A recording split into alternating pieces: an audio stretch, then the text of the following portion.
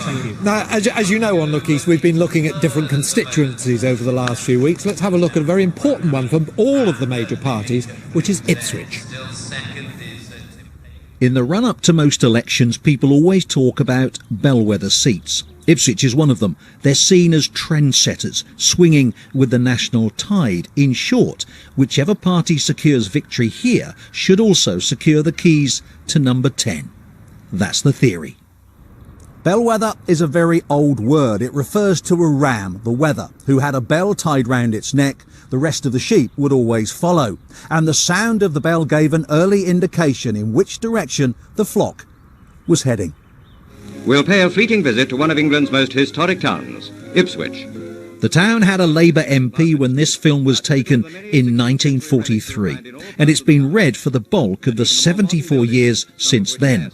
The Conservatives have wrestled it back 3 times, the most recent in 2010 when Ben Gummer was elected. In 2015, he held the seat with a majority of 3,733.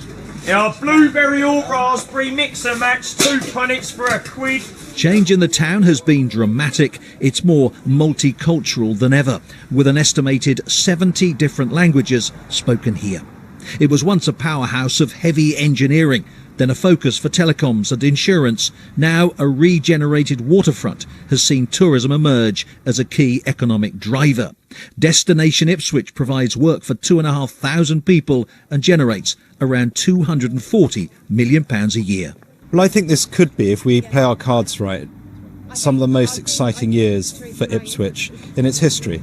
I'm proud of the fact that I've won over £1.5 billion worth investment for Ipswich. I know I can repeat that over the next few years, and that's why I'll be seeking a mandate to do that. In the last election, something like 25,000 Ipswich voters didn't vote at all.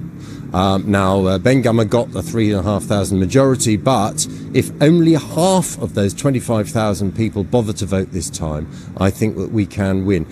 Well, the assumption is this seat is a 2-horse battle. I'm here to put a little spanner in the works in that sense and do as best as I possibly can. Increasing the awareness of the Liberal Democrats in Ipswich is my job. Hopefully we will find new members and new activists to continue their campaigning on after the general election. I'm hoping that the Labour voters who can't possibly stomach voting Conservative will vote for UKIP, because they know that UKIP has many policies, but the key one is to get us out of the EU, and we will be effective at getting us out of the EU. Public services are so at risk that it was important to stand and to make the arguments and to put our manifesto out there to the British public, to Ipswich, and to let them know that we are here, we consistently stand, we consistently care, we never let you down. The final candidate out of 6 is David Turbane. He's standing as an independent, focused on the NHS, public transport and crime reduction.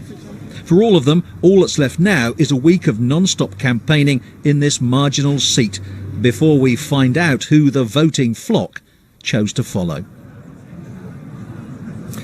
Well, Kevin is here. The farmers were all talking about Brexit. Is that what you found on the doorsteps as you were going round? Yeah, I think so. Brexit feels like the kind of overarching issue that's there and there's no escaping that. But I also kind of got a feeling that people maybe feel there's not much I can do about that. We're locked into negotiations. They are going to be protracted. So it almost comes back to the issues they do worry about most, the NHS education. Certainly the candidates were saying on the doorstep, they are still the key issues they're worried about.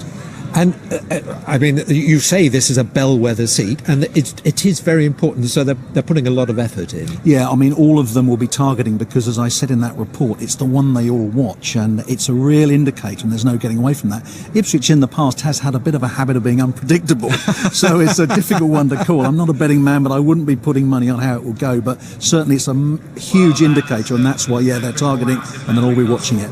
Kevin?